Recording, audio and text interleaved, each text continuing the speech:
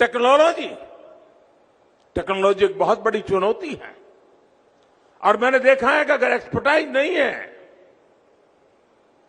तो हम समय पर जो करना चाहिए वो नहीं कर पाते हैं, देर हो जाती है। जिस प्रकार से साइबर सिक्योरिटी के इश्यू बने हैं, जिस प्रकार से क्राइम में टेक्नोलॉजी बढ़ती चली जा रही है, उसी प्रकार से क्राइम डिटेक्शन में टेक्नोलॉजी सबसे ज्यादा मददगार भी हो रही है।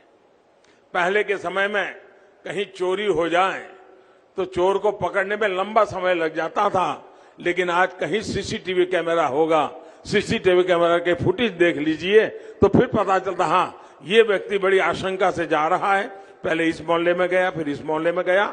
आप लिंक बिठा दें और आपके पास आर्टिफिशियल इंटेलिजेंस का नेटवर्क है तो बड़ी आसानी से एक व्यक्ति को ट्रेस करके आप ढूंढ सकते हैं कि यहां से निकला था, यहां आया था और यहां पर उसने कानून के विरुद्ध में काम किया है, पकड़ा जाता है।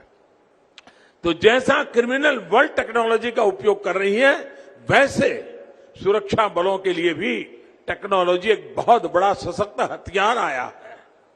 लेकिन सही लोगों के हाथ में सही हथियार और समय पर काम करने का सामर्थ्य ट्रेनिंग के बिना संभव नहीं है।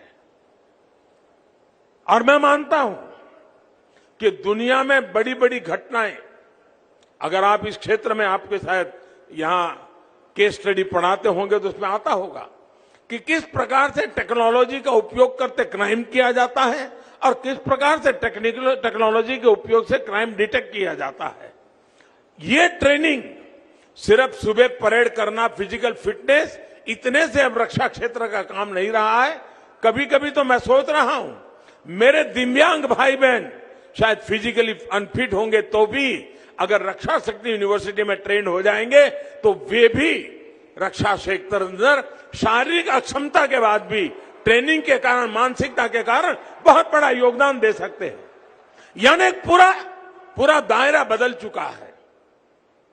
हमें इस रक्षा यूनिवर्सिटी के माध्यम से उस दायरे के अनुकूल व्यवस्थाओं को कैसे विकसित करें, उस दिशा में जाना चाहिए। और जैसे अभी गृह मंत्री जी ने बताया कि उस समय एक प्रकार से गांधीनगर आज शिक्षा की दृष्टि एक बहुत बड़ा वाइब्रेंट एरिया बनता जा रहा है। एक ही इलाके में इतनी सारी यूनिवर्सिटीज और 2 यूनिवर्सिटी हमारे पास ऐसी बनी है इसी धरती पर जो विश्व में सिर्फ पहली यूनिवर्सिटी है।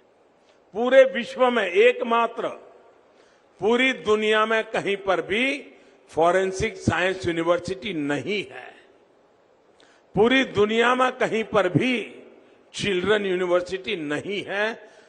गांधीनगर और हिंदुस्तान अकेला ऐसा है कि जिसके पास ये 2 यूनिवर्सिटीज है।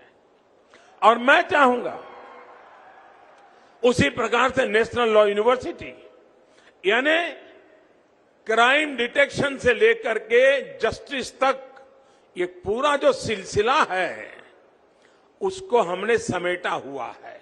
और ये समेटा हुआ भी तब काम आएगा, ये तीनों यूनिवर्सिटीज साइलो में काम करेगी। राष्ट्रीय रक्षा यूनिवर्सिटी अपनी दुनिया चलाए, फॉरेंसिक साइंस यूनिवर्सिटी अपनी दुनिया चलाए, नेशनल लॉ यूनिवर्सिटी अपनी दुनिया चलाए, तो जो परिणाम मुझे लाना है वो परिणाम नहीं आ सकता है। और इसलिए मैं आज जब आपके बीच में आया हूं, यूनिवर्सिटी को चलाने लोग यहां बैठे हुए हैं, तब मेरा आग्रह रहेगा क्या साल में हर 3 महीने के बाद इन तीनों यूनिवर्सिटी के स्टूडेंट्स का, फैकल्टीज का कॉमन सिंपोजियम हो सकते हैं क्या, जो तीनों पहलुओं की चर्चा करें और रक्षा के और संवर्धन करने के लिए एक नए मॉडल लेकर के आए। फॉरेंसिक साइंस जस्टिस के लिए कैसे काम आएगा, वो नेशनल लॉ यूनिवर्सिटी के बच्चों को पढ़ना पड़ेगा।